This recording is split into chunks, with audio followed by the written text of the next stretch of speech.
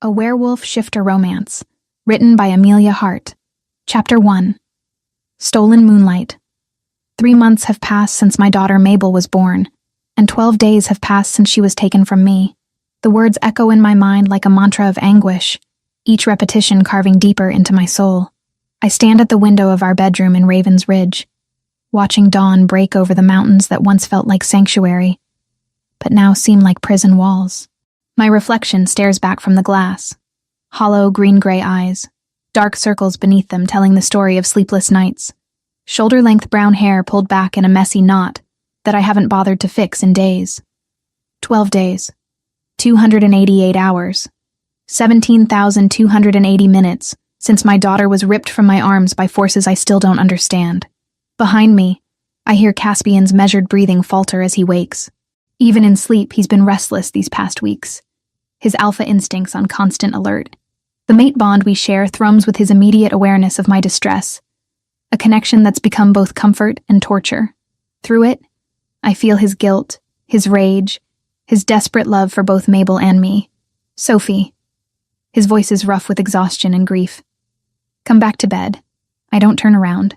I can't bear to see the same helpless fury in his blue, almost black eyes that's been there since the night our world shattered.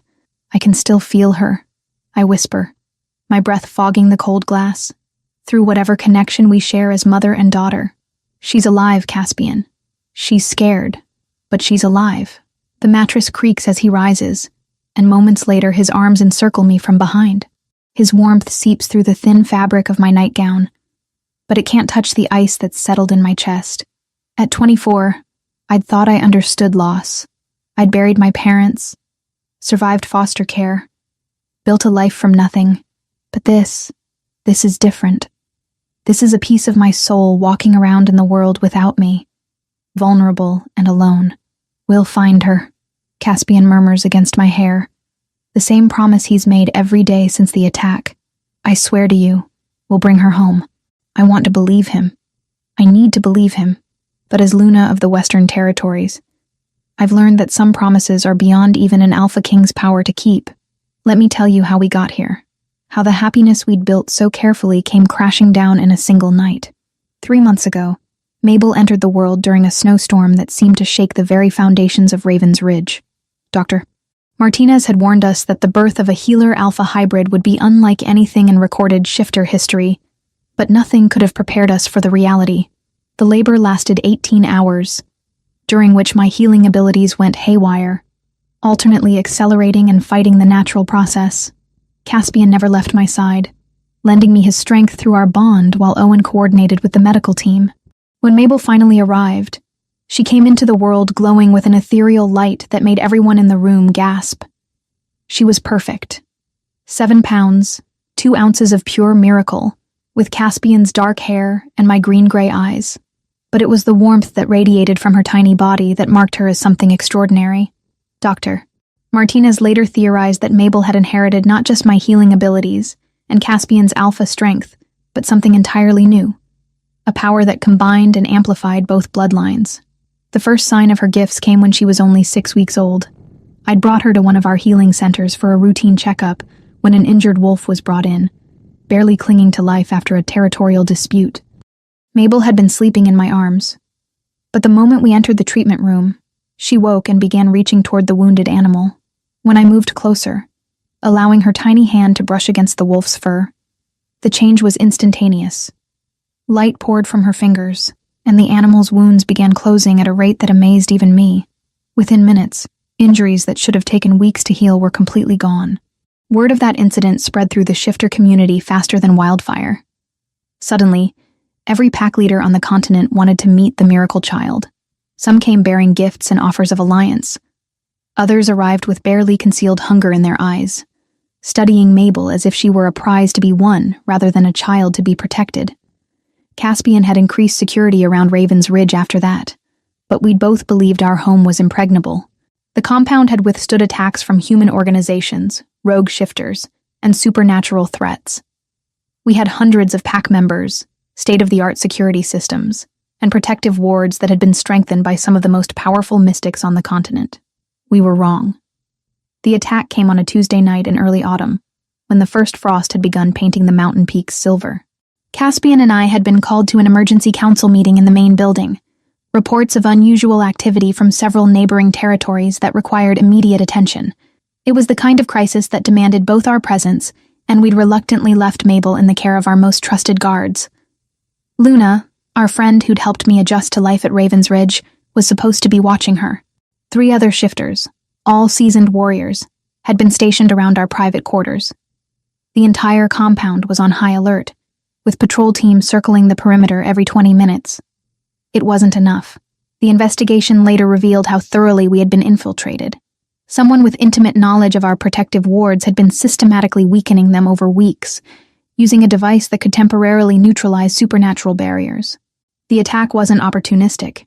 It was surgical, timed precisely for the 15-minute window when our patrol routes created a blind spot near the residential quarter. 3 of our own security protocols had been turned against us by someone who knew exactly how our defenses operated. The first sign of trouble came through the compound's communication system. Static where there should have been regular check-ins from the guard posts. Owen noticed it first, his expression shifting from mild concern to alarm as he tried to raise our home security team on the radio. "Something's wrong," he'd said, standing abruptly from the conference table. "I'm not getting responses from the house." Caspian and I were already moving before Owen finished speaking, our alpha instincts screaming danger. We ran through the compound's corridors, other pack members falling in behind us as word spread that something had happened at the Alpha residence. The front door stood ajar, a sight that made my blood turn to ice. Inside, we found Luna unconscious on the living room floor, alive but badly injured. 2 of the guards were similarly incapacitated, hurt but breathing. The third was nowhere to be found. Mabel's nursery was empty, her crib still warm but vacant. A window had been forced open, the protective wards around it somehow neutralized. On the floor lay a single black feather, but whether it was a calling card or simply coincidence, none of us could say. The search began immediately. Every available pack member spread out across the mountain, following scent trails that seemed to vanish into thin air.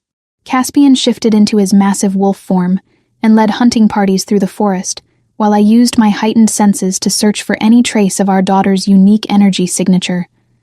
We found nothing. It was as if Mabel had simply vanished from existence. The first ransom demand came 3 days later, not for money or territory, but for something far more valuable. The anonymous message, delivered by a human courier who claimed to know nothing about its origins, contained a single sentence. "The child will be returned when you understand what you've truly created." No demands, no negotiations, no clear indication of who had taken her or why. Since then, we followed every lead, chased every rumor, and interrogated every suspect we could find. The trail has led us to abandoned warehouses, remote cabins, and underground lairs where rogue shifters gather. Each dead end has been another blow to our hope, another day stolen from our daughter's childhood. The worst part is not knowing why she was taken. Without understanding the kidnappers' motives, we can't predict their next move or anticipate how to get her back. Are they planning to use her healing abilities for their own purposes? Do they want to study her unique hybrid nature? Or is this simply the cruelest form of psychological warfare, designed to break the most powerful alpha pair on the continent? I press my hand against the window, watching our pack members go about their morning routines in the courtyard below. Even from this distance, I can see the tension in their movements, the way their eyes constantly scan the horizon for threats. Mabel's kidnapping hasn't just devastated Caspian and me. It's shaken the confidence of everyone who calls Ravens Ridge home. "We have a lead," Caspian says quietly behind me, his voice carefully controlled. "Owen's been monitoring communications from the Northern Territories. There's been unusual activity around the Blackwater Valley." I turn to face him, searching his expression for any sign of real hope. "What kind of activity?" "Pack movements that don't match any known territorial agreements. Strangers asking questions about healing abilities. And," he hesitates, as if weighing whether to share what comes next, "a report of someone matching your description being seen near the old mining settlements." My heart skips. Someone matching my description? A woman with dark hair and unusual abilities with animals. The witness was human, so the details are unreliable, but it's the first solid lead we've had in over a week. I'm already moving toward the closet, pulling out clothes suitable for a long journey through dangerous territory. How soon can we leave? Sophie. Caspian's voice carries the authority of an alpha, but underneath it, I hear the fear of a father. This could be a trap. If someone is using your appearance to lure us out of protected territory, then we'll be ready for them. I turn to face him, letting him see the determination that's been building inside me for 12 days. I won't sit here and wait while our daughter suffers. If there's even a chance this lead will bring us closer to her, I'm taking it. The mate bond flares between us as Caspian feels my resolve. He knows better than to try to dissuade me when I've made up my mind. Just as I know he'd follow me into hell itself, if it meant bringing Mabel home, then we go together. He says simply, Owen can coordinate things here while we investigate the Northern Territories. But we do this smart, Sophie. No charging in without backup or plan. I nod. Though we both know that if I catch even a glimpse of our daughter, no amount of planning will keep me from running toward her. The past 12 days have taught me that there are some bonds stronger than logic, stronger than fear, stronger even than the mate connection that ties Caspian and me together. The bond between a mother and her stolen child is forged in fire and tempered in desperation. And I'll let it burn down the world if that's what it takes to bring Mabel home. Outside our window, the morning sun climbs higher over the mountains, promising another day of searching, another day of hope, warring with despair. In a few hours, we'll head north toward the Blackwater Valley, and whatever answers wait for us there. But first, I need to prepare for the possibility that those answers might be more terrible than the questions that have been haunting us. Because somewhere in my heart, I know that whoever took our daughter didn't choose her randomly. They knew exactly what they were stealing, and they had reasons that go far deeper than simple kidnapping. Chapter 2. Endless Search. The war room at Raven's Ridge had been transformed into a command center that would have impressed military strategists.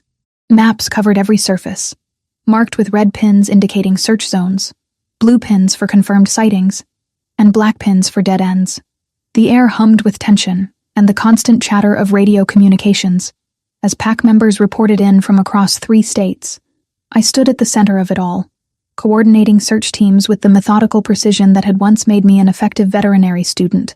But instead of studying animal anatomy, I was now mapping predator territories and analyzing scent patterns that might lead us to our stolen daughter. Team 7 report. Owen's voice crackled through the communications array. He'd taken over coordination duties while Caspian and I prepared for our northern expedition, his normally warm demeanor replaced by professional efficiency. Nothing in Sector 12, came the reply from Marcus, one of our most experienced trackers. Scent trails go cold at the river crossing, same as yesterday. I marked another dead end on the map, my hand trembling slightly as I added the black pin. 12 days of systematic searching had yielded nothing but frustration and false hope. Every lead that seemed promising turned into another empty cabin, another abandoned campsite, another night of Mabel sleeping somewhere beyond our reach. We need to expand the search radius, I said, studying the ever-growing circle of investigated territory. If they moved her by vehicle after taking her from the compound, she could be hundreds of miles away by now. Caspian looked up from his discussion with the pack's senior warriors, his expression grim. That's exactly what they want us to think. Spread our forces too thin. Chase shadows across the entire continent while they consolidate their position. Then what do you suggest? The words came out sharper than I intended. But patience had become a luxury I couldn't afford. We sit here and hope they bring her back out of the goodness of their hearts? The room fell silent. Every pack member present could feel the tension radiating between their alpha pair, the stress fractures appearing in what had always been an unshakable partnership. Through our mate bond, I felt Caspian's immediate regret at having to be the voice of strategic caution when every instinct screamed to tear the world apart looking for our child. I'm sorry, I said quietly, forcing my voice back to something resembling calm. I know you want her back as much as I do. I can't stand the thought of her being afraid and not understanding why we haven't come for her yet. Luna approached from her monitoring station, still moving carefully due to the injuries she'd sustained during the attack. The guilt in her eyes was almost painful to witness. Sophie, the communication intercepts are showing increased chatter from the Northern Territories. 3 separate pack leaders have mentioned unusual activity around Blackwater Valley in the past 48 hours. I moved to her station, studying the reports that had been filtering in from our network of allies and informants. The Northern Territories had always been more loosely organized than our Western coalition, with smaller packs often operating independently of any central authority. It made them harder to monitor, but it also made them attractive to anyone wanting to hide something important. What kind of unusual activity? Caspian joined us, his authority immediately commanding attention from everyone in the room. Strangers asking questions about healing abilities.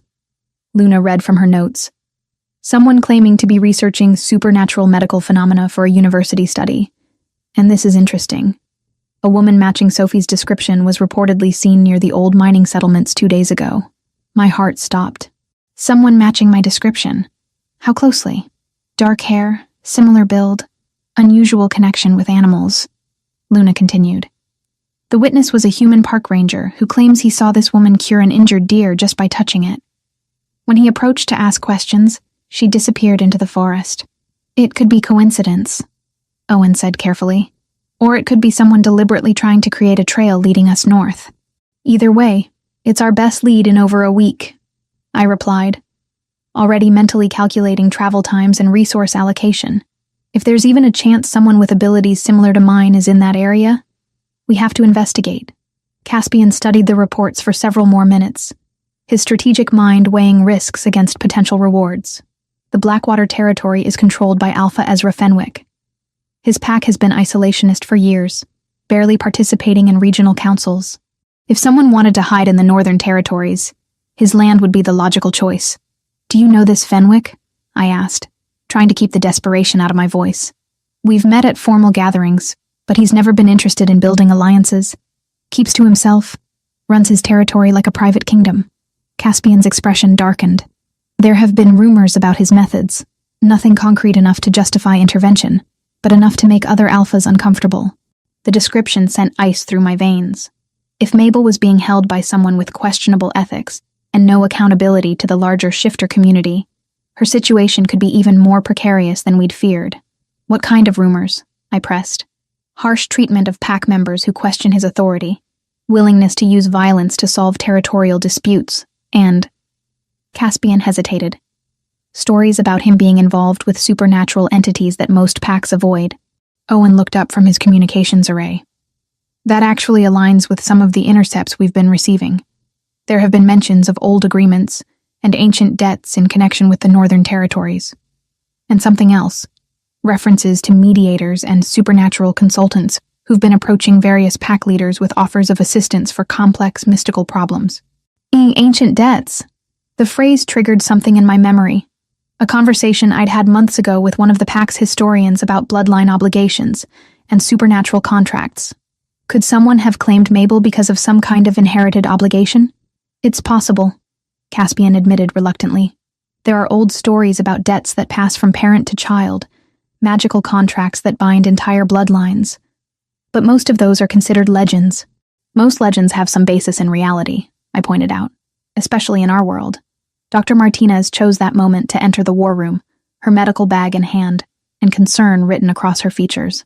Sophie, when was the last time you ate something? Or slept for more than 2 hours at a time? I'm fine, I said automatically, though even I could hear the exhaustion in my voice. No, you're not. Dr. Martinez moved to my side, placing her hand on my forehead to check for fever. You've been running on adrenaline and determination for almost 2 weeks. Your body is starting to show signs of serious stress. Through our bond, I felt Caspian's immediate alarm as he registered what Dr. Martinez was observing. Sophie, you can't help Mabel if you collapse from exhaustion. I can't help her by taking naps either. I snapped, then immediately regretted the outburst. I'm sorry. I know you're all trying to help, but every minute we spend here is another minute she's out there without us. Dr. Martinez's expression softened with understanding. I know the urgency you feel is overwhelming. But consider this. If and when we do locate Mabel, you're going to need every ounce of strength you possess. Whatever situation we find her in, she'll need her mother to be at full capacity. The logic was undeniable, but accepting it felt like betrayal. How could I rest when my 3-month-old daughter was somewhere in the world, possibly afraid, possibly hurt, definitely wondering why her parents hadn't come for her yet? The Northern Expedition team is ready, Owen announced. 12 of our best trackers, full communication equipment, and backup protocols in place. We can leave within the hour. Good. I moved toward the door, ready to gather my gear and hit the road. The sooner we reach Blackwater Valley, the sooner we'll know if this lead has substance. Sophie, wait. Caspian's voice carried just enough alpha authority to stop me in my tracks. We need to discuss strategy before we leave. If Ezra Fenwick is involved in this, approaching his territory could be considered an act of aggression.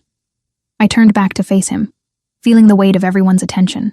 Are you suggesting we ask permission to search for our stolen daughter? I'm suggesting we be smart about how we conduct that search, Caspian replied evenly. Charging into another Alpha's territory without proper protocols could start a war. And if Mabel is being held there, a war is the last thing we want. The reasonable part of my mind knew he was right. Alpha territorial protocols existed for good reasons, and violating them could have consequences that went far beyond our immediate situation. But the mother in me wanted to tear through anyone and anything that stood between me and my child. Then what do you propose? I asked. We request a formal meeting with Fenwick under the pretense of discussing regional security concerns. We present the evidence we've gathered and ask for his cooperation in the search. If he's innocent, he'll help us. If he's involved, Caspian's eyes hardened. Then we'll know exactly who we're dealing with. Owen nodded approvingly. That approach gives us legal justification for being in his territory, while maintaining the element of surprise if we need to take direct action. How long will arranging this meeting take? I asked, though I dreaded the answer. Standard protocol requires 72 hours notice for formal Alpha conferences, Caspian replied. 3 more days? The number hit me like a physical blow. Caspian, she's a 3-month-old baby. Every day we delay could be... I couldn't finish the sentence. Couldn't voice the fears that had been growing stronger with each passing hour. In the supernatural world, children with unique abilities were often seen as resources to be exploited, rather than innocents to be protected. I know, Caspian said softly, moving to my side and pulling me into his arms. Believe me, every instinct I have is screaming to forget protocols and tear apart anyone who might have touched our daughter. But if we do this wrong, we could lose our only chance to bring her home safely. Through our bond, I felt his internal struggle, the conflict between his role as a responsible leader and his desperate need to protect his family. The mate connection that usually brought us comfort now carried a doubled burden of anguish. There might be another option, Dr. Martinez said quietly. The medical emergency clause. Both Caspian and I turned to her immediately. What emergency clause? Shifter law allows for immediate territorial access if there's a documented medical emergency involving a child under 1 year of age, she explained. Given Mabel's unique hybrid nature and the potential health risks of prolonged separation from her healer mother, I could make a case that this qualifies. Hope flared in my chest for the first time in days. You could do that? I'll need to file the paperwork and get approval from the regional medical board. But yes, it would give us legal justification to enter Fenwick's territory immediately, while maintaining diplomatic protection. Do it, I said before Caspian could voice any objections. Whatever documentation you need, whatever medical justification is required, make it happen. Dr. Martinez nodded and headed for her communication equipment. Within minutes, she was deep in conversation with medical authorities, building a case that would allow us to bypass standard territorial protocols. Caspian watched her work, then turned back to me. Even if this works, we need to be prepared for the possibility that this lead will be another dead end. Or worse, that it's a trap designed to lure us away from Raven's Ridge. I know, I replied, though the thought of another disappointment felt almost unbearable. But we can't let fear of traps keep us from following the only real lead we've had. Then we go prepared for anything, Caspian decided. Full tactical team, emergency evacuation protocols, and backup communications with the compound. If this is a trap, we'll be ready for it. As our people began finalizing preparations for the northern expedition, I found myself staring at the map again, my eyes drawn to the area marked as Blackwater Valley. Somewhere in that rugged, sparsely populated territory, answers were waiting. Whether those answers would bring us closer to Mabel or reveal new threats, I couldn't know. But after 12 days of helpless searching, even dangerous answers felt like progress. The afternoon sun was already beginning its descent toward the western peaks, when Dr. Martinez announced that our medical emergency authorization had been approved. We would depart for the northern territories at dawn, armed with legal justification and desperate hope in equal measure. One way or another, the next 24 hours would change everything. Chapter 3. Phantom trails. The Blackwater Valley stretched before us like a wound carved into the earth, its jagged ridges and dense forests creating perfect hiding places for anyone who wanted to disappear. Our convoy of 3 vehicles wound through narrow mountain roads that hadn't seen maintenance in decades, each pothole and sharp turn a reminder of how far we'd traveled from civilization. I sat in the passenger seat of the lead SUV, my hands pressed against the window as I searched for any sign of supernatural activity.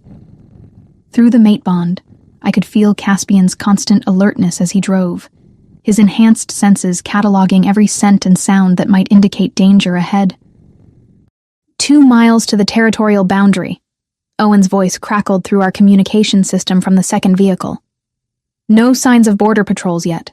That was unusual. Most Alpha territories maintained visible security presence at their borders, both as a deterrent and as a courtesy warning to visiting shifters. Ezra Fenwick's apparent lack of obvious defenses could mean confidence in his security measures, or it could mean he had something to hide. The moment we crossed into Fenwick's territory, I felt it. A shift in the spiritual atmosphere that made my healer senses recoil. The air itself seemed charged with desperation and barely controlled panic. Emotions so intense they left an almost physical residue on the landscape. "Something's wrong here," I said, pressing my hand to my chest as waves of anxiety washed over me. "The entire territory feels like it's in crisis." Caspian immediately began scanning the tree line for threats. "Wrong how?" "Fear. But not the kind that comes from immediate danger. This is deeper. Like someone has been living in terror for weeks." I closed my eyes, trying to filter through the emotional chaos to find anything that might lead us to Mabel. And there's something else. Urgency. Someone here is running out of time. Our convoy pulled off the main road near a cluster of abandoned hunting cabins, their windows dark and boards rotting from years of neglect. Owen's team immediately began setting up a temporary command post, while our supernatural trackers prepared to deploy their enhanced abilities. "Got something," announced Marcus, our best scent tracker, as he emerged from the forest carrying a small piece of fabric.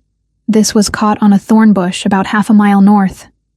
Fresh enough to have been placed within the last few days. I took the fabric from his hands, and the moment my fingers touched it, visions exploded behind my eyes. Flashes of movement through dark trees, the sound of a baby crying. Glimpses of rough stone walls illuminated by flickering torchlight.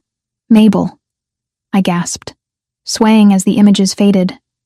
"She's been here, recent enough that I can still feel the echo of her presence." "What did you see?" Caspian asked, steadying me with his hands on my shoulders. "Stone buildings. Underground, I think. And she's not alone. There are other people there, but I couldn't see their faces clearly." I studied the fabric more closely, noting its quality and weave. "This isn't from her clothes. Someone else lost this." Owen approached with his tactical team, their expressions grim. "We found evidence of regular patrols through this area. At least 8 different individuals, all moving with military precision. And something else. Trap markers." "What kind of traps?" Caspian's voice carried the dangerous edge that appeared whenever threats to his family were involved. "Pitfalls covered with branches. Tripwires connected to alarms. Someone has turned this entire section of forest into a maze designed to capture or delay anyone following specific trails." The implications were chilling. We weren't just tracking kidnappers. We were walking into a carefully prepared battleground where every advantage belonged to our opponents. "They know we're coming," I said, the certainty settling in my stomach like ice.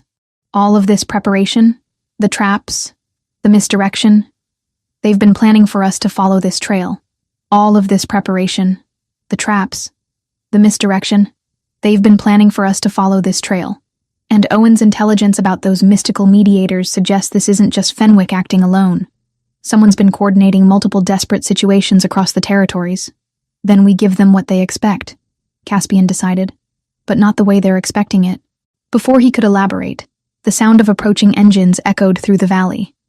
3 black SUVs emerged from the forest, moving at high speed directly toward our position. They stopped just beyond effective weapons range, their tinted windows preventing us from seeing the occupants. "Fenwick?" Owen asked, raising his rifle to a ready position. "Has to be," Caspian replied. "The question is whether he's here to help or eliminate us." The answer came when the lead vehicle's door opened and a man emerged who could only be Alpha Ezra Fenwick. Tall and powerfully built, He moved with the controlled aggression of someone who had been pushed beyond his limits. His dark hair was disheveled. His clothes showed signs of days spent in the wilderness, and his eyes held a wildness that spoke of desperation approaching the breaking point. "You need to leave," he called across the clearing, his voice carrying the authority of an alpha accustomed to being obeyed without question. "This territory is under emergency protocols. We have legal authorization to be here," Caspian replied, stepping forward to meet the challenge. "Medical emergency provisions regarding a kidnapped child.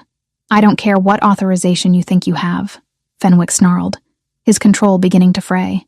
"You have no idea what you're interfering with." I moved to Caspian's side, letting Fenwick see the desperation in my own eyes. "Someone took my daughter. If you know anything about missing children in this territory, please help us." For a moment, Fenwick's aggressive posture faltered. I saw recognition flicker across his features, the acknowledgement of shared anguish that only another parent could understand. But then his walls slammed back into place, harder than before. "I can't help you," he said. But the words came out strained, as if they were being forced from him against his will. "And you can't help me. Some situations are beyond outside intervention. Try us," Caspian challenged. "We've dealt with supernatural threats before." "Not like this," Fenwick replied with bitter certainty. "You think you understand the darkness that exists in our world, but you've only seen the surface. There are powers that make your mate bond look like a child's game, obligations that transcend pack loyalty or family love." The way he spoke sent chills down my spine. This wasn't just another territorial alpha protecting his domain. This was someone trapped in circumstances beyond his control, someone who had been backed into a corner with no acceptable options. "What obligations?" I asked. "What power has such a hold over you that you can't even accept help finding missing children?" Fenwick's laugh was harsh and empty. "You wouldn't understand. You've built your life on the assumption that good intentions and healing powers can solve any problem. Some debts can't be healed away, Sophie Cross."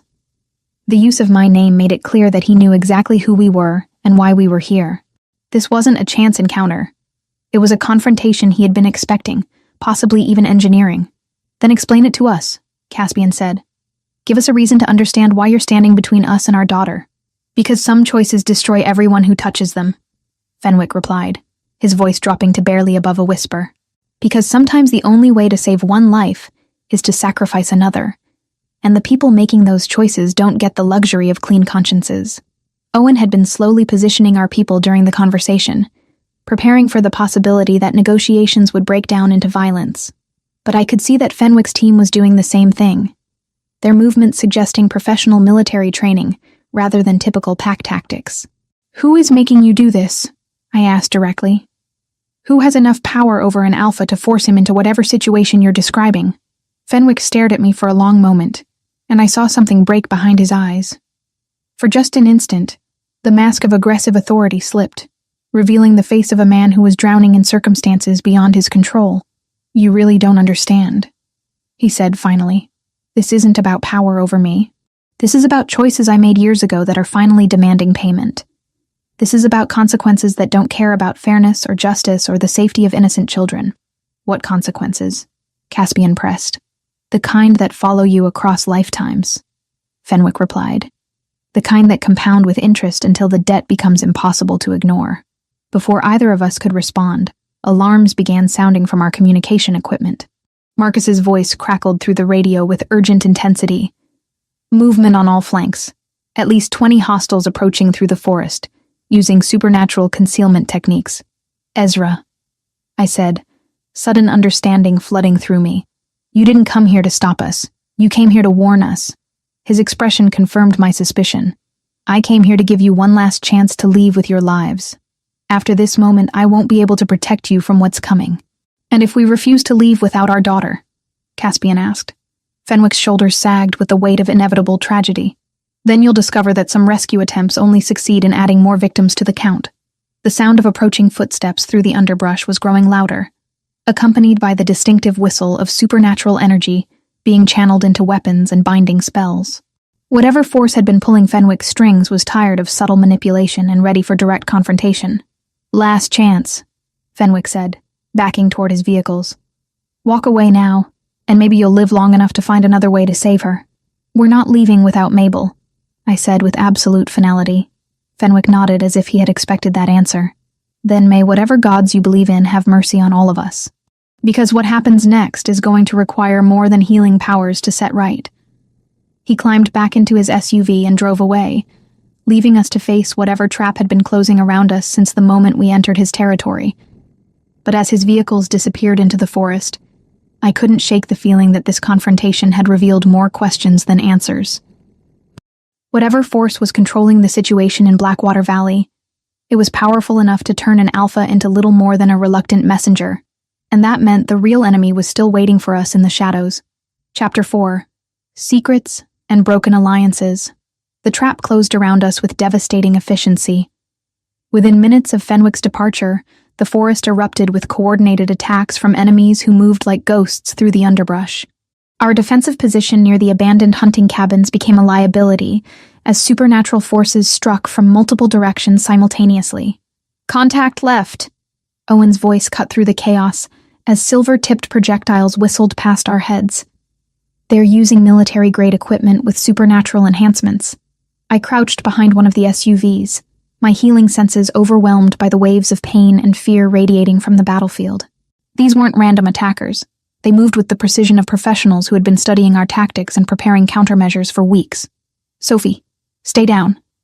Caspian's alpha voice carried absolute authority as he shifted into his massive wolf form, his black fur seeming to absorb light as he bounded toward the nearest group of attackers.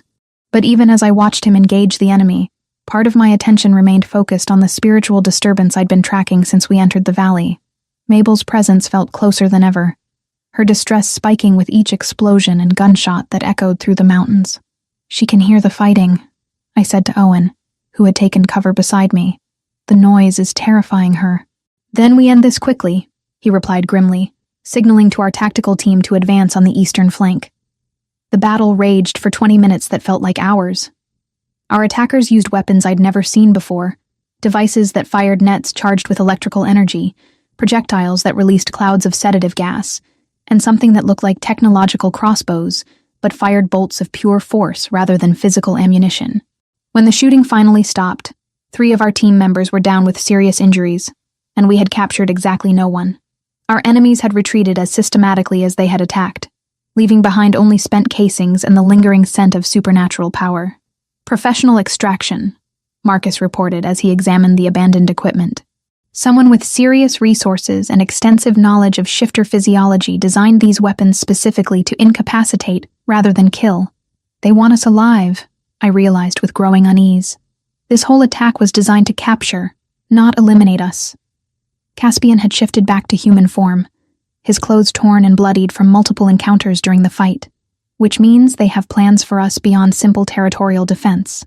Owen approached with a device he'd recovered from one of the abandoned positions. "This is sophisticated surveillance equipment. They've been watching us since we entered the valley, possibly since we left Raven's Ridge. The implications hit me like ice water. How long have they been planning this?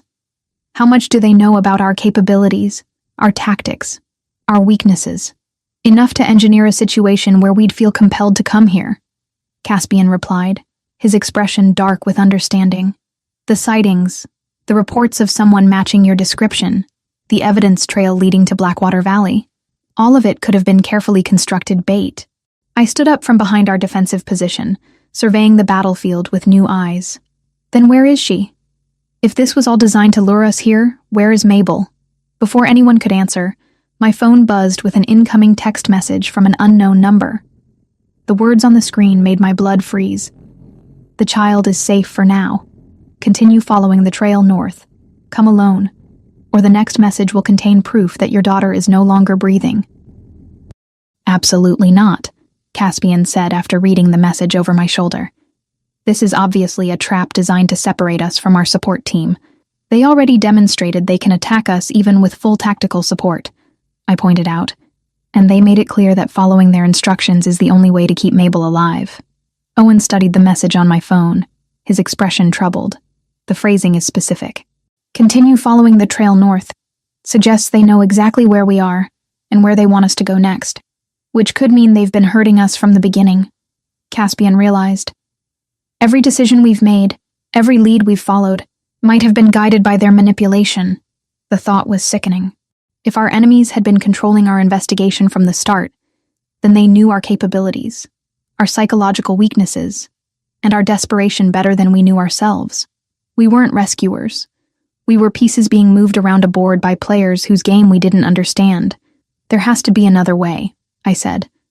Though even as I spoke the words, I knew they weren't true. Some approach that doesn't involve walking directly into whatever they have planned. Marcus appeared at my shoulder, carrying a tablet displaying aerial surveillance images he'd captured using our drone equipment. There is another approach. But you're not going to like it. The images showed a complex of buildings hidden deep in the forest, accessible only by a single mountain road that wound through terrain perfectly suited for ambushes. Heat signatures indicated multiple occupants, but the resolution wasn't clear enough to determine if any of them were children. How far? I asked. 12 miles through some of the roughest terrain in the region. And based on the defensive positions we can identify, anyone approaching that compound will be visible from at least 6 different observation points. Caspian studied the images with the tactical mind that had kept our pack safe through countless threats. It's a perfect killing ground. They'll see us coming from miles away and have time to prepare whatever reception they've planned. Then we don't give them time to prepare, I said, an idea forming despite the obvious risks. We split up. Part of our team creates a distraction from the main approach, while a smaller group infiltrates from an unexpected direction. Sophie, no. Caspian's voice carried the finality of an alpha's command. I'm not letting you walk into that compound without backup. And I'm not letting our daughter spend another night in the hands of people who use her as leverage, I replied with equal determination. We've spent 2 weeks playing by their rules, following their leads, dancing to their manipulations. It's time to take control of this situation. Owen cleared his throat diplomatically. There might be a compromise position. We create multiple diversions while maintaining communication protocols that allow for immediate extraction if things go wrong. Before we could continue the debate, another message appeared on my phone, this one containing a video file that made my heart stop. It showed Mabel lying on what appeared to be a medical examination table, electrodes attached to her tiny chest, while machines monitored her vital signs. She wasn't crying, but her eyes were wide with confusion and fear that no 3-month-old child should ever have to experience. 12 hours, read the accompanying text. After that, we begin testing the limits of hybrid physiology. I handed the phone to Caspian and watched his expression cycle through rage, despair, and cold determination. Through our mate bond, I felt his alpha instincts warring with his protective father emotions, each impulse demanding different courses of action. We go now, he said finally. Full assault, multiple approach vectors, and we accept whatever risks are necessary to end this. Agreed, I replied, though part of my mind was already calculating how to position myself for the best chance of reaching Mabel quickly once the fighting started. Marcus began coordinating our attack plans, while Owen organized our remaining equipment and ammunition. Dr. Martinez worked frantically to treat the injuries our people had sustained during the earlier battle, her face grim, as she realized some of our team members were in no condition to participate in a complex tactical operation. We're going in undermanned and under-equipped against an enemy that's been preparing for this confrontation for weeks. Owen summarized as we finalized our approach strategy. The odds are not in our favor. The odds haven't been in our favor since the night Mabel was taken, I replied. But we're still here, and we're still fighting. As our team prepared to move out, I found myself thinking about the video we'd received. Something about the setting had seemed familiar, though I couldn't identify what had triggered that recognition. The walls, the equipment, the lighting, it all suggested a medical facility, but not one designed for healing. The compound, I said suddenly, grabbing Caspian's arm. In the video, Mabel was in a medical facility, but the buildings in our surveillance images looked like residential or administrative structures. Underground, Caspian realized immediately. They're keeping her in a hidden facility beneath the visible compound, which means our approach strategy needs to account for subterranean levels and possible escape tunnels, Owen added, already revising our tactical plans. The complexity of our mission had just increased exponentially, but so had our understanding of what we were facing. Our enemies weren't just kidnappers. They were researchers with access to medical equipment and the resources to construct hidden facilities in remote locations. What kind of research requires a 3-month-old hybrid? I asked, though I dreaded the answer. The kind that's been theorized for decades but never attempted, Marcus replied grimly.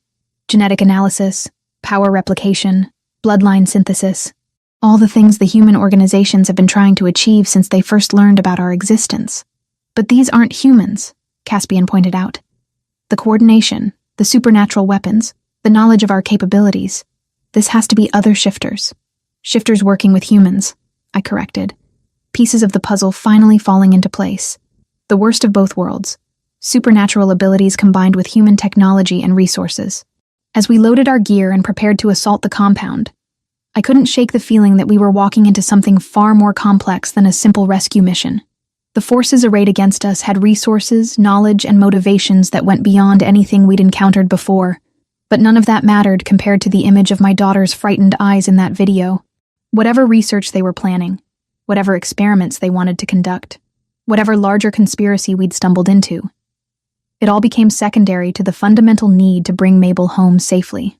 The sun was setting behind the mountain peaks as our convoy began moving toward the compound, each of us knowing that the next few hours would determine whether we emerged as a family reunited or became additional victims of forces we were only beginning to understand. But as I watched the forest close around us, I felt something I hadn't experienced since the night of the kidnapping. Hope. Not the desperate, grasping hope of the past 2 weeks, but the solid certainty that comes from taking action instead of merely reacting. We were no longer following their script. Finally, we were writing our own. Chapter 5. The Confrontation. The compound materialized out of the darkness like something from a nightmare, its buildings arranged in a defensive pattern that spoke of military planning and paranoid preparation. Floodlights swept the perimeter in regular intervals, while guard towers offered commanding views of all approach routes through the valley.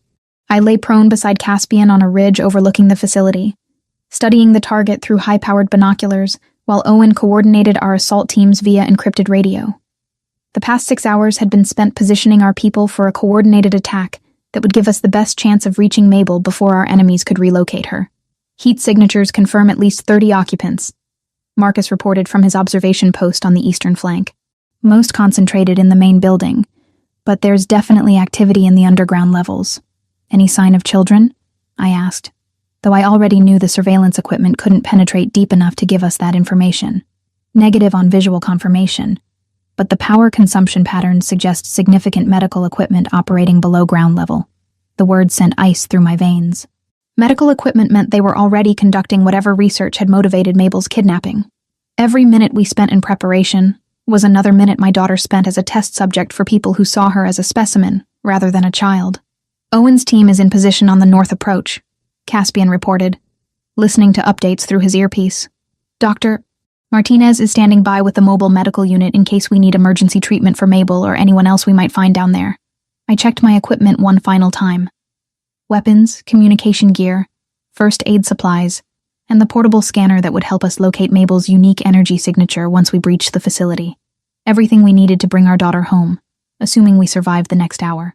Remember, Caspian said quietly, his hand briefly covering mine, our primary objective is Mabel's safety. Everything else is secondary.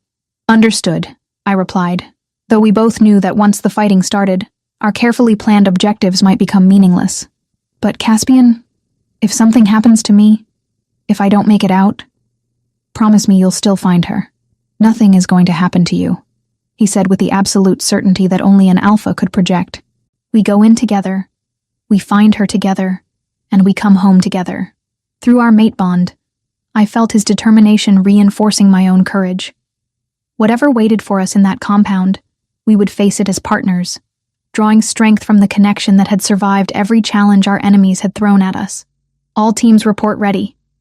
Owen's voice crackled through our communications. Assault commences in 60 seconds. I took a deep breath, centering myself for what was about to come. Through my healer senses, I could feel Mabel's presence somewhere beneath the buildings below. Alive, frightened, but unmistakably our daughter. That connection would guide me through whatever maze they had constructed to keep her hidden. 30 seconds. Owen announced. Caspian shifted into his wolf form beside me, his massive black shape nearly invisible against the darkness. Our other team members made similar transformations, becoming the predators that centuries of evolution had designed them to be. 10 seconds. I closed my eyes and extended my supernatural senses as far as they would reach, mapping the emotional landscape of the compound below. Fear, anticipation, cold scientific curiosity, and underneath it all, a current of desperate urgency that reminded me uncomfortably of Ezra Fenwick's behavior earlier. Go! The assault began with systematic precision. Owen's team struck the main gate with explosive charges, while Marcus led an infiltration through the eastern perimeter. Our enemies responded immediately, flooding the compound with armed defenders who moved with military efficiency. But they had made one critical error in their preparations. They had planned for a conventional shifter assault, not for attackers guided by supernatural tracking abilities. While their attention focused on the obvious approach routes, Caspian and I used my connection to Mabel to navigate directly toward the hidden underground facility. The entrance was concealed beneath what appeared to be a maintenance shed, accessible through a steel door that required both electronic keycards and biometric identification. Caspian's enhanced strength solved the access problem by tearing the door completely off its hinges. Motion sensors and alarm systems throughout the corridor ahead, I reported, my healer senses detecting the electronic signatures of the security network. But I can feel her. She's maybe 50 yards deeper into the complex. We moved through sterile corridors that reminded me uncomfortably of the facility where Victor Crane had held me months earlier. The same combination of advanced technology and cold institutional efficiency, designed to strip away humanity and reduce people to research subjects. Contact ahead, Caspian warned, his enhanced hearing detecting movement before my human senses could register it. 3 guards emerged from concealed positions, wielding weapons that crackled with electrical energy. But their tactical training hadn't prepared them for the fury of an alpha protecting his child. Caspian disabled all 3 within seconds, his wolf form moving with lethal grace through their defensive formation. The corridor branched into multiple directions, each leading deeper into the underground complex. But my connection to Mabel pulled me unerringly toward the left passage, past laboratories filled with equipment I didn't recognize, and holding cells that made my stomach turn with their implications.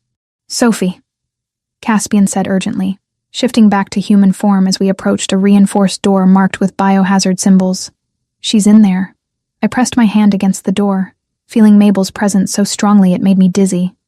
She was alive, conscious, and calling for me with the wordless desperation that only a terrified child could project. Stand back, I said, channeling healing energy into destructive force for the second time in my life. The door exploded inward, revealing a medical facility that made Victor Crane's laboratory look primitive by comparison. Monitoring equipment lined the walls, connected to the examination table where my 3-month-old daughter lay restrained by devices designed for someone much larger than a baby. But Mabel wasn't alone in the room. A small girl, perhaps 7 years old, lay on a second examination table, her breathing shallow and her skin pale with illness that radiated supernatural wrongness. Dark veins were visible beneath her skin, pulsing with energy that felt like corruption made manifest. "You're too late," said a voice from the shadows beside the monitoring equipment. Ezra Fenwick stepped into the light, but he looked nothing like the confident alpha we had encountered earlier. His clothes were torn, his face was marked with cuts and bruises, and his eyes held the hollow desperation of someone who had been pushed beyond all endurance. "Fenwick!" Caspian snarled, immediately positioning himself between the other alpha and our daughter. "I should have known you were behind this." "Behind it?" Fenwick laughed bitterly. "You think I chose any of this? You think I wanted to watch my daughter die while I orchestrated the kidnapping of yours? Your daughter?" I looked back at the sick child on the second table, understanding beginning to dawn. "That's Sabine, my 7-year-old daughter who has been dying for 3 weeks because of choices I made years ago," Fenwick confirmed, his voice breaking with anguish. "Choices that are finally demanding payment in blood." I moved toward Mabel's table, my hands already glowing with healing energy as I began disconnecting the monitoring equipment. She was unharmed, but terrified, her tiny fists reaching toward me with desperate need. "Don't," Fenwick said urgently. "If you remove her from the monitoring system before the process is complete, both children will die." "What process?" Caspian demanded. But I was already reading the data from the medical displays.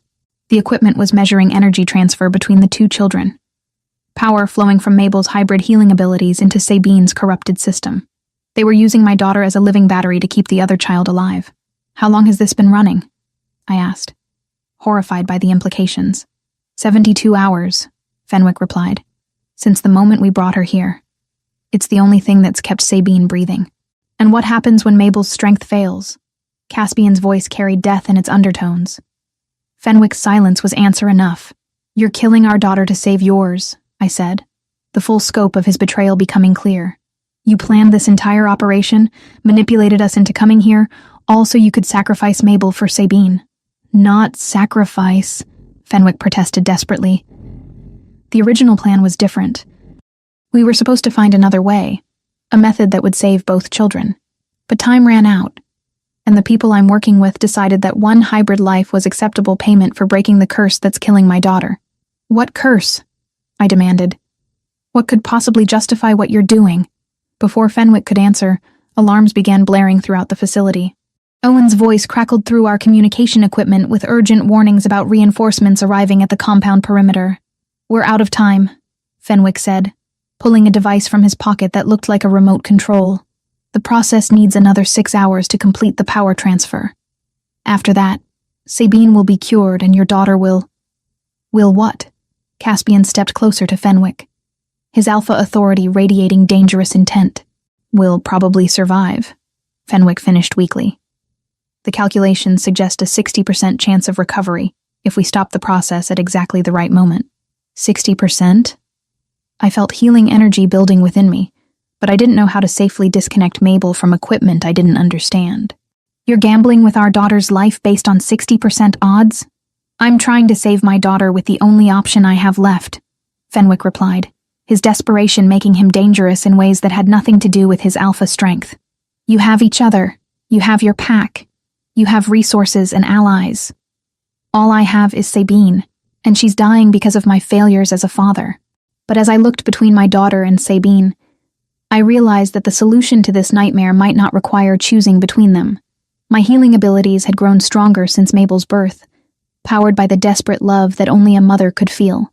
"There might be another way," I said slowly, an idea forming despite the chaos around us. "But it would require you to trust me completely." "Sophie, no," Caspian said immediately, recognizing the dangerous determination in my voice. "Whatever you're thinking, we find another solution." "There is no other solution," I replied, moving toward the space between both examination tables. "But I might be able to heal them both if you're willing to let me try." Fenwick stared at me with desperate hope warring against protective skepticism. "What would you need to do?" "Channel healing energy into both children simultaneously while using our mate bond to draw additional power from Caspian," I explained, though I wasn't entirely certain the technique would work. "It's never been attempted before, but the theory is sound." "And if it fails?" Fenwick asked. "Then we lose everyone," I admitted. "But if we don't try, we lose them anyway." Chapter 6. A Father's Truth.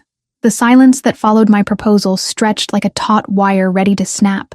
Ezra Fenwick stared at me with the desperate hope of a drowning man offered a rope, while Caspian's protective instincts radiated through our mate bond with overwhelming intensity. "Sophie," Caspian said carefully, "channeling that much energy could kill you. We've never tested the limits of what our bond can safely transfer, and we've never tested what happens when I don't try to save both children," I replied, studying the medical readouts that showed Mabel's energy levels dropping steadily. "She's already weakening. Whatever process they've initiated, it's draining her faster than her hybrid nature can compensate." Fenwick moved closer to his daughter's table, his hand hovering over her pale forehead, as if physical contact might somehow transfer his own life force to keep her breathing. "The curse has been eating away at her for weeks. Every day she grows weaker. Every night she screams from pain that no medicine can touch." "What curse?" I demanded, finally asking the question that had been building since we'd discovered his involvement. "What could possibly drive you to kidnap an innocent child?"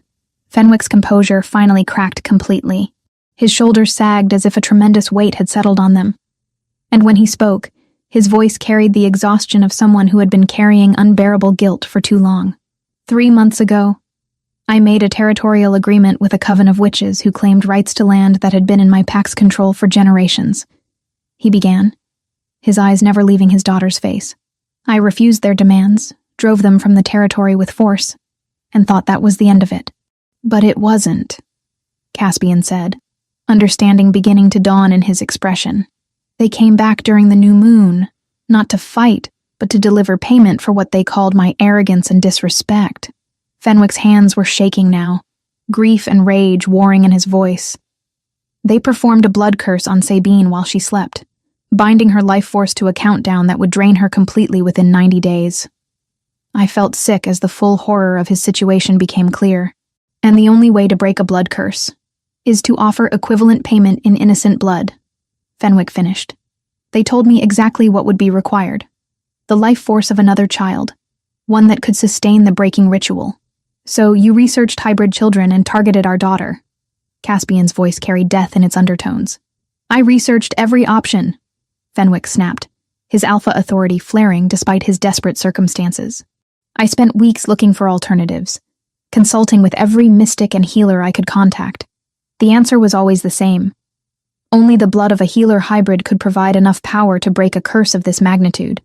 And you decided our daughter's life was worth less than your daughter's, I said, though I tried to keep judgment out of my voice. As a mother, I understood the terrible arithmetic that desperation could create. I decided that I would do anything necessary to save the only family I have left. Fenwick replied. Sabine's mother died when she was 3. She's all I have in this world. And watching her suffer because of my mistakes has been destroying me piece by piece. We need to make a decision now, I said, studying both children with my enhanced senses. Mabel's energy levels are dropping faster than Sabine can absorb them. If this process continues much longer, we'll lose them both. What exactly are you proposing? Fenwick asked, desperation making him willing to consider options that would have seemed impossible under normal circumstances. I channel healing energy directly into both children while using my mate bond with Caspian to draw additional power, I explained, positioning myself between the 2 examination tables. Instead of letting Mabel's energy drain into Sabine passively, I actively guide the healing process to address both the curse and Mabel's exhaustion simultaneously. That's never been attempted, Fenwick said, though hope was beginning to replace despair in his voice. Because no one has ever had access to a healer hybrid child and an alpha mate bond at the same time, I replied. The combination might provide enough power to break the curse without sacrificing anyone.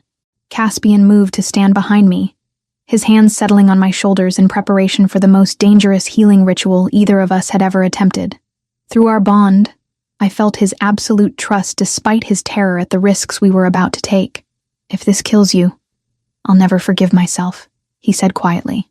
If we don't try, I'll never forgive myself, I replied, beginning to channel energy into my hands. But before I could begin the healing process, Fenwick suddenly stepped back from his daughter's table, his expression stricken with realization. I can't, he whispered, staring at Mabel with horror. I can't let you risk your life to fix my mistakes. I can't be responsible for orphaning your daughter, even if it means saving mine. Ezra, I said gently, using his first name deliberately to cut through his alpha posturing. This isn't about responsibility or blame anymore. This is about 2 children who need help, and parents who love them enough to try anything. But if the ritual fails, then we fail together, I interrupted. But if we don't try, Sabine dies anyway, and Mabel might not survive having her energy drained for much longer. Fenwick looked between his dying daughter and my exhausted child, the weight of impossible choices visible in every line of his face. This was the moment when he had to decide whether his role as a father could overcome his guilt as a kidnapper. What do you need me to do? He asked finally. Hold Sabine's hand and focus on your love for her, I instructed, beginning to build healing energy in my core. The curse feeds on despair and guilt. The more powerfully you can project protective love, the weaker its hold on her will become. I placed one hand on Mabel's chest and reached across to touch Sabine's arm, immediately feeling the wrongness that permeated the older child's system. The curse was like a parasite feeding on her life force, growing stronger even as it consumed what it needed to survive. Caspian, I said, feeling the first dangerous surge of power building beyond what I could safely contain alone. His hands tightened on my shoulders as our mate bond flared to life, creating a conduit that allowed his alpha strength to flow into my healing abilities. The sensation was overwhelming, like trying to channel lightning through my nervous system while maintaining enough control to direct it precisely where it was needed. Energy flowed from me into both children simultaneously, but the curse fought back with vicious intensity. Dark magic wrapped around my healing power like thorns, trying to corrupt and redirect it into feeding the very force I was trying to destroy. It's fighting me, I gasped, sweat beading on my forehead as I struggled to maintain control. The witches designed it to resist healing, Fenwick said, his own energy now flowing toward his daughter through sheer force of paternal will. They knew someone would eventually try to break the curse and built-in defenses. But they hadn't accounted for the unique combination of energies I could access. Mabel's hybrid nature provided healing power that operated on frequencies the curse couldn't fully block, while Caspian's alpha strength gave me the raw force needed to overwhelm the dark magic's defenses. Slowly, painfully, I began to feel the curse weakening its hold on Sabine's life force. At the same time, Mabel's energy levels stabilized as I channeled power back into her exhausted system. "It's working," Fenwick breathed, watching color return to his daughter's cheeks for the first time in weeks. But the effort was taking everything I had. Through the mate bond, I felt Caspian pouring his strength into me. But even our combined power was barely enough to maintain the delicate balance required to heal both children without killing myself in the process. "Sophie," Caspian warned, feeling my vital signs fluctuating dangerously. "You're pushing too hard." "Almost there," I managed to say through gritted teeth. The curse broke with an almost audible snap, its dark energy dissipating like smoke in the wind. Sabine's breathing immediately deepened, and the unnatural pallor began fading from her skin. At the same time, Mabel opened her eyes and looked directly at me, her tiny hand reaching toward my face with the instinctive recognition that every baby shows for her mother. The moment the curse shattered, agony tore through my body like liquid fire. I collapsed to my knees, blood streaming from my nose as the mate bond flickered dangerously. Through our connection, I felt Caspian's terror as our psychic link wavered and nearly severed completely. My healing abilities, overtaxed beyond their limits, began shutting down as a protective measure. For several horrifying seconds, I couldn't feel Mabel's presence at all, couldn't sense whether she was alive or dead. Only Caspian's desperate grip on my shoulders kept me conscious, as my body paid the price for channeling power that should have killed me. "Thank you," Fenwick said, tears streaming down his face as he gathered his daughter into his arms. "Thank you for giving me the chance to be a father instead of a monster." "We all make mistakes when we're desperate," I replied, accepting Caspian's help to stand. "What matters is how we choose to fix them." But even as I spoke those words, I could feel the true cost of what I had just accomplished. The healing ritual had drained something fundamental from me. My abilities now flickered unreliably like a damaged circuit, and the mate bond with Caspian felt strained and fragile. The victory was real, but it had come at a price that would take months to fully recover from. Chapter 7: Miracles and Redemption. The underground medical facility fell silent after the last echo of battle faded from the levels above us. Through our communication equipment, I could hear Owen coordinating the systematic securing of the compound. But here in this sterile room, peace had finally settled over the four of us and our rescued children. I held Mabel close against my chest, feeling her tiny heartbeat synchronize with mine as the healing energy settled into its new equilibrium. The fighting was over, not through continued violence, but through the choice to heal rather than harm. "The connection is stable," I reported after extending my healer senses to monitor both children. "Mabel's energy levels are returning to normal, and Sabine shows no trace of the curse's influence." "How is this possible?" Fenwick asked, wonder coloring his voice as he watched his daughter's chest rise and fall with easy, natural breathing. 3 weeks ago, the best mystics on the continent told me nothing could break a blood curse once it had taken hold. They were probably right under normal circumstances, I replied, studying the subtle energy patterns that now link the two children. But they didn't account for hybrid healing abilities channeled through an alpha-mate bond. The combination created power frequencies that the curse couldn't adapt to fast enough. Caspian moved to my side, his hand settling gently on Mabel's head as he studied our daughter with the relief of a parent who had feared the worst and been granted a miracle. "Are there any long-term effects we should be concerned about?" "The opposite, actually," I said, sensing the positive changes that had resulted from the healing process. "Both children are stronger now than they were before any of this started. The shared energy exchange created permanent improvements in their immune systems and natural healing capabilities."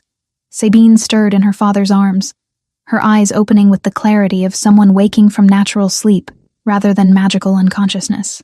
She looked around the medical facility with the curiosity typical of a bright 7-year-old, showing no fear despite the strange surroundings. "Daddy?" she said, her voice strong and clear for the first time in weeks. I feel better. The hurt is gone. Yes, sweetheart, Fennec replied, his voice thick with emotion. The hurt is all gone. This lady and her baby helped make you well again. As we prepared to leave the facility, Caspian's expression grew troubled as he studied the sophisticated equipment around us. Ezra, who funded all of this? The medical equipment, the underground construction, the coordination required to pull off something this complex? Fenwick's confusion appeared genuine as he looked around the laboratory with new attention. I thought it was resources from my own territory. When the intermediaries approached me about the facility, they said it had been prepared using PAC funds. What intermediaries? I asked, a chill running down my spine. Representatives from the mystical community. They claimed to have connections with healers who could help break the curse if I provided them with the necessary components. Fenwick's voice faltered as understanding began to dawn. They said they were working independently, that the facility was temporary. Caspian and I exchanged meaningful looks. The level of sophistication we'd encountered suggested resources far beyond what a single PAC could marshal, and the coordination required indicated planning that had begun long before Sabine was cursed. Describe these representatives, Caspian requested, his alpha authority making it clear this wasn't a casual question. 2 individuals. They claimed to be supernatural mediators, people who helped resolve conflicts between different mystical communities. Fenwick shifted Sabine's weight, his expression growing increasingly concerned. They knew about the curse before I told anyone, knew exactly what would be required to break it. They knew because they were connected to the witches who cast it. I realized, the pieces falling into place. Ezra, you were manipulated from the beginning. The curse, the intermediaries, this facility, it was all orchestrated to get access to Mabel. The color drained from Fenwick's face. Are you saying I was a pawn? That Sabine was cursed specifically to force me into kidnapping your daughter? It's the only explanation that makes sense, Caspian said grimly. Someone wanted Mabel badly enough to engineer an entire conspiracy around obtaining her. But why? Fenwick asked desperately. What could they want with a 3-month-old child that would justify such elaborate planning? I looked down at Mabel, seeing her with new understanding. Her hybrid nature wasn't just rare, it was potentially revolutionary.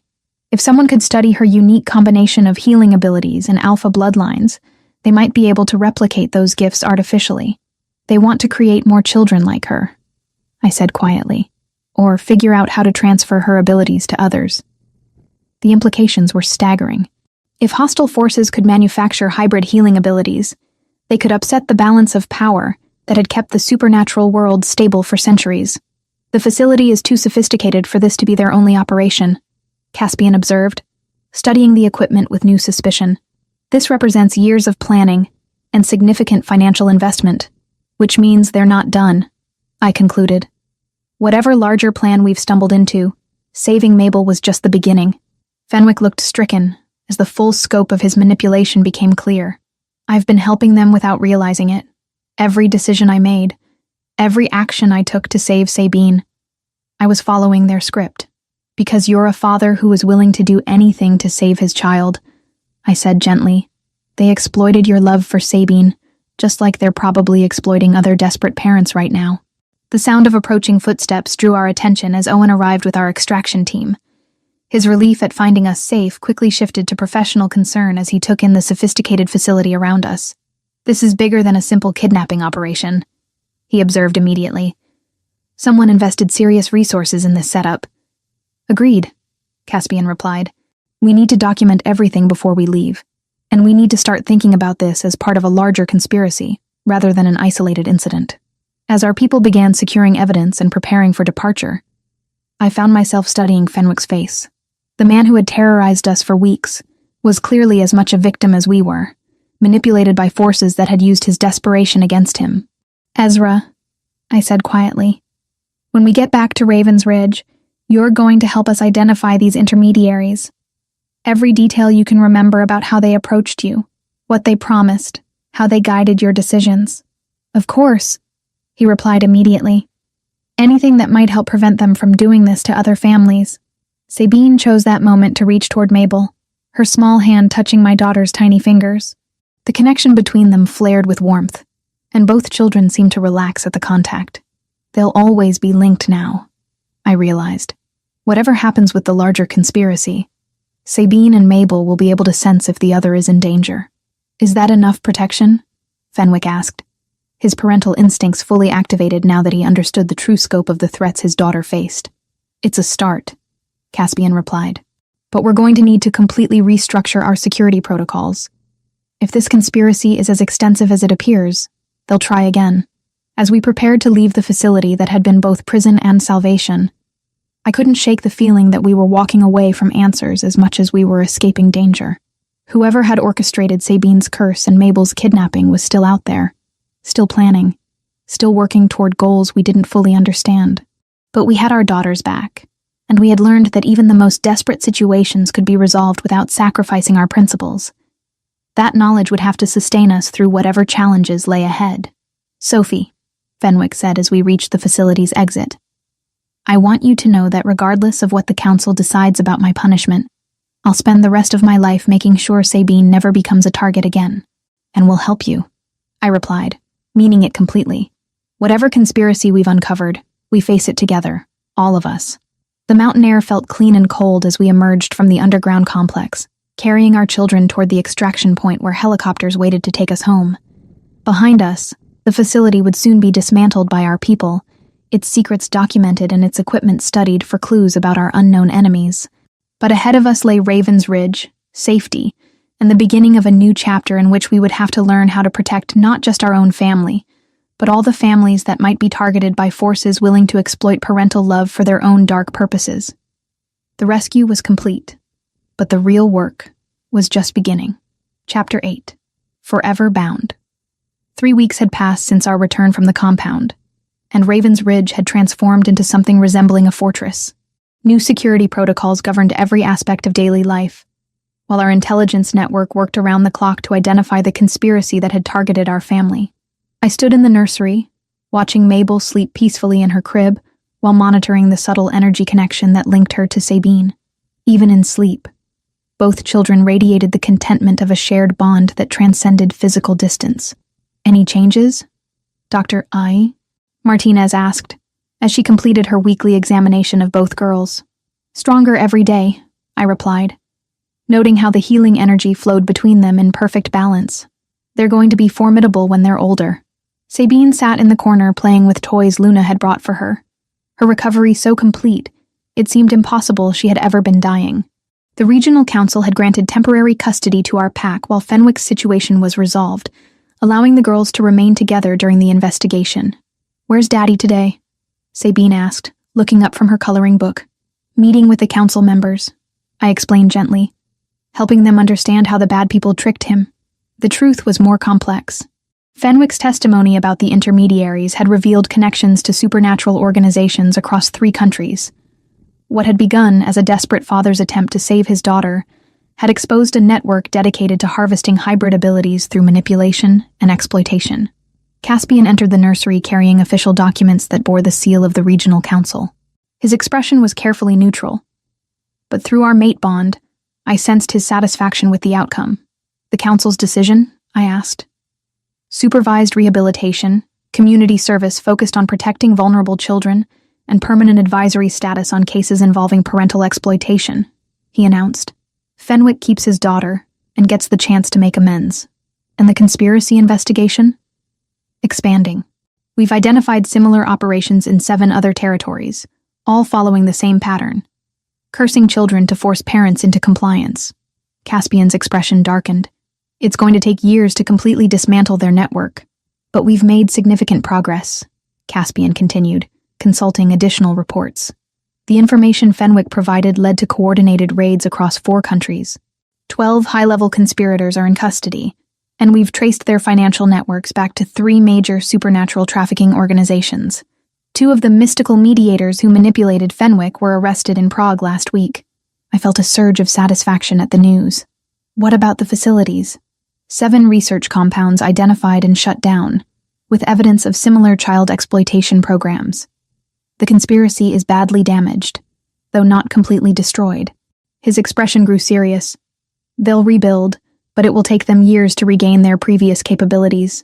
Sabine had moved to stand beside Mabel's crib, her small hand resting gently on the railing as she hummed a lullaby. The sight never failed to amaze me.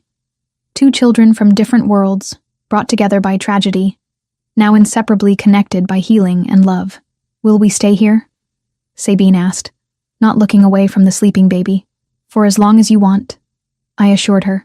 "This is your home now, and Mabel is your sister." Through the window, I could see Fenwick walking across the compound with Owen. Both men engaged in intense discussion about security improvements. The broken alpha who had kidnapped our daughter was gone, replaced by someone determined to ensure no other parent would face the impossible choices he had confronted. "Sophie," Dr. Martinez said quietly, reviewing her examination notes. "There's something else. The energy patterns I'm detecting suggest that both children's abilities will manifest much earlier than normal." "How much earlier?" Caspian asked. "Mabel could begin showing conscious healing abilities within the next 6 months. Sabine is developing enhanced intuition and possibly precognitive flashes."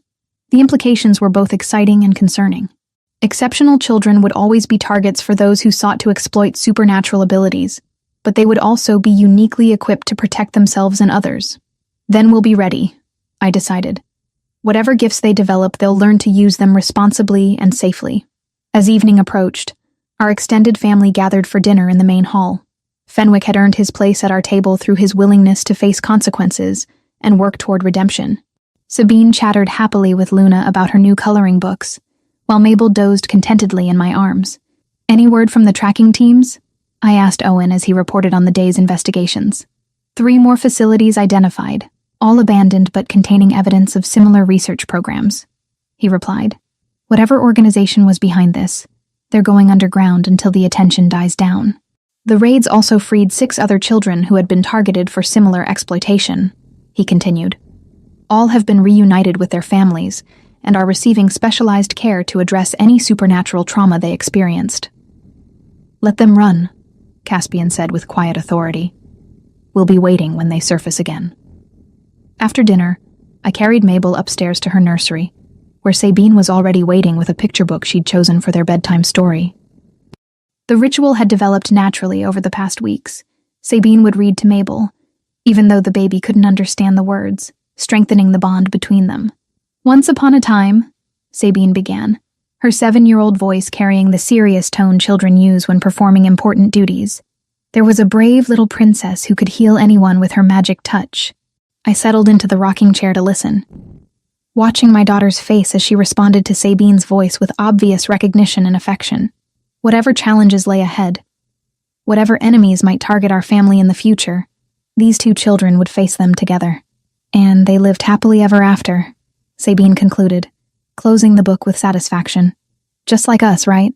"Just like us," I agreed, though I knew our story was far from over. As I tucked both girls into their beds, Sabine had requested a cot in Mabel's room so they could be close. I reflected on how much our lives had changed. 3 weeks ago, we had been a family in crisis. Now we were something larger, a chosen family bound together by shared trauma and mutual protection. Caspian appeared in the doorway, his presence immediately comforting as he surveyed our sleeping daughters. "Any regrets?" he asked quietly.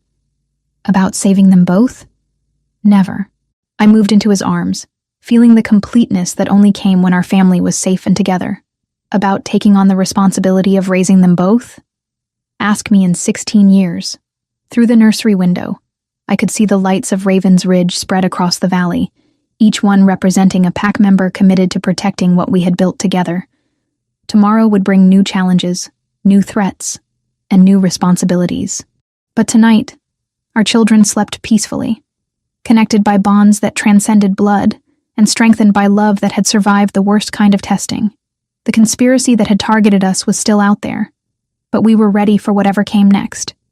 Because some families are forged in crisis and tempered in love, becoming stronger than the sum of their parts. And some bonds, once formed, can never be broken.